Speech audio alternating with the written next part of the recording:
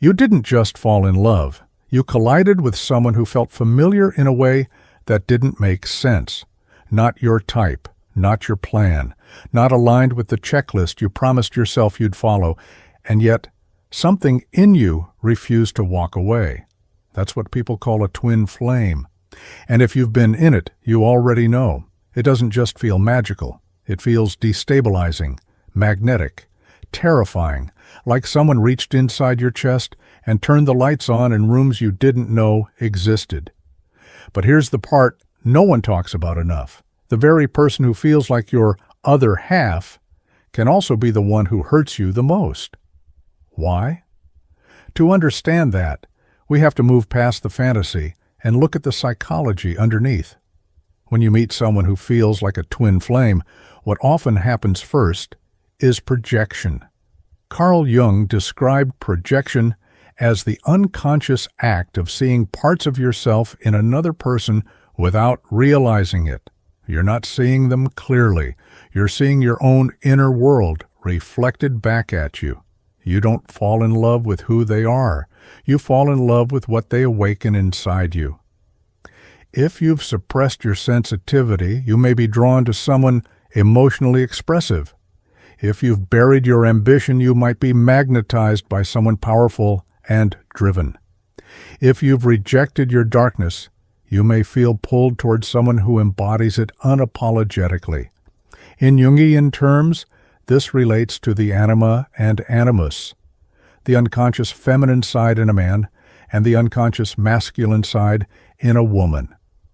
We carry these inner counterparts within us. And when someone external embodies that hidden part, it can feel like destiny. But here's the problem. They are not your missing piece. They are a mirror. And mirrors don't just reflect your beauty, they reflect your wounds. That's where the pain begins.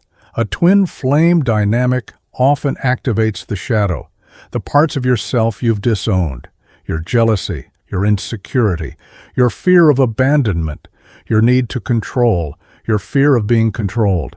You might find yourself reacting in ways that don't feel like you. Suddenly, you're anxious, or possessive, or terrified they'll leave, or overwhelmed by intensity you can't regulate. It's not random. When someone touches your unconscious that deeply, they stir everything that's been buried there. Jung once wrote that we do not become whole by imagining light, but by making the darkness conscious. A twin flame connection forces that confrontation. It drags your shadow into the open, and that hurts. Because growth rarely feels comfortable. It feels like loss, like destabilization, like the ground shifting under your identity. Many twin flame relationships follow a pattern: intense union followed by distance or separation, the so-called runner and chaser dynamic. One person pulls away, the other pursues. Psychologically, this isn't mystical fate.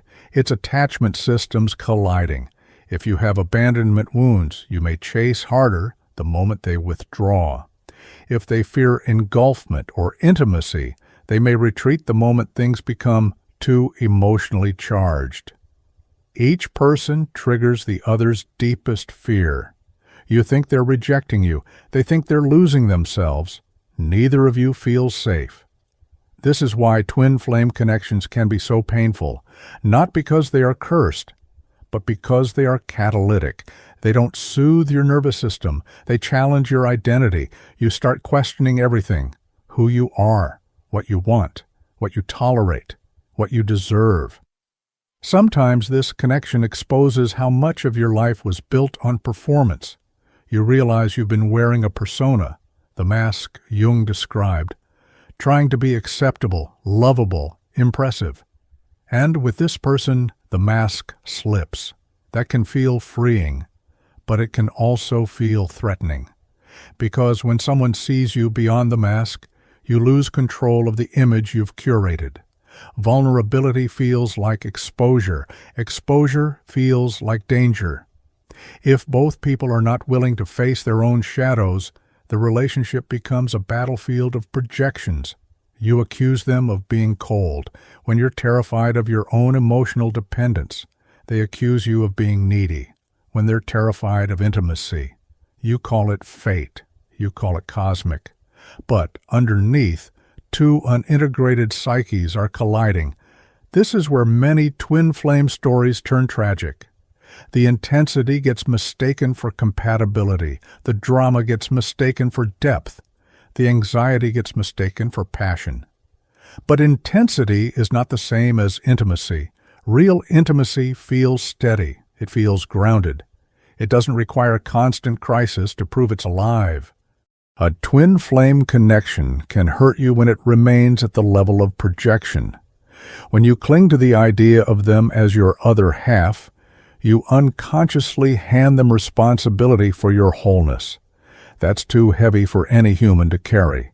You begin expecting them to complete you, to heal you, to validate you, to stabilize you. And when they inevitably fail, because they are flawed, complex, human, it feels like betrayal. But what actually collapsed was the illusion. Jung spoke of individuation, the process of becoming whole within yourself. The paradox of deep love is this: you can only meet someone fully when you are not trying to use them to escape yourself. Twin flame pain often arises when the relationship highlights how fragmented you still feel internally. If you haven't integrated your own anima or animus, you will demand that your partner embody it perfectly. If you haven't faced your abandonment wound, you will panic at any distance. If you haven't developed your own purpose, you may fuse your identity to theirs. And fusion always leads to resentment, because no one can breathe when they are responsible for someone else's sense of self. There's another layer to this pain: the myth itself.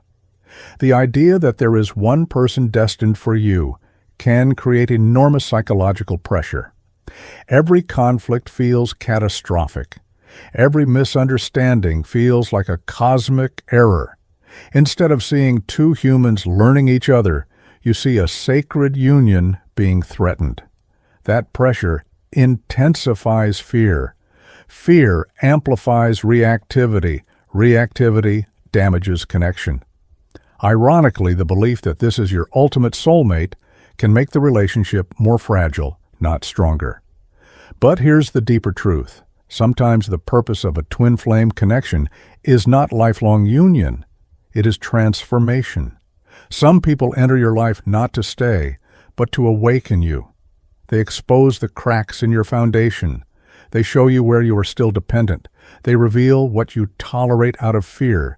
They activate your shadow so you can finally confront it. And when the lesson is integrated, the relationship may shift or end. That ending can feel unbearable, because it's not just the loss of a person, it's the collapse of a dream. The identity you built around them dissolves. But from a Jungian perspective, this is part of psychological death and rebirth. You lose the illusion of being incomplete. You begin turning inward instead of chasing outward. You start asking different questions. Not, why did they hurt me? But what did this awaken in me? Not, how do I get them back? But why did I need them to validate me? That shift changes everything. The most painful twin flame experiences often point you back to yourself. They teach you that love is not about finding your missing half. You were never a half. You are a whole psyche, conscious and unconscious, light and shadow. If you reject your own darkness, you will be shattered when someone reflects it back to you. If you refuse to develop your own inner stability, you will cling to anyone who feels grounding. But when you begin integrating your shadow, owning your jealousy, your fear, your neediness without shame, you become less reactive. You stop seeing your partner as savior or villain. You start seeing them as human. And from that place, love becomes less dramatic, but more real. So why can your twin flame hurt you? Because they reach parts of you no one else has touched. Because they activate wounds you've spent years avoiding. because they challenge the illusion that someone else will make you whole, and because sometimes their role in your life is to break the fantasy so you can build something real. Before you label a connection as destiny, ask yourself something honest. Am I expanding in this relationship, or am I shrinking? Am I becoming more myself, or am I contorting to keep them? Am I facing my shadow, or blaming them for triggering it? The answers to those questions matter more than any spiritual label. Twin flame or not, a healthy love will support individuation. It will allow two whole people to stand side by side, not fused, not chasing, not running, but choosing each other freely. And if this connection has hurt you, maybe its deepest purpose was not to complete you. Maybe it was to return you to yourself.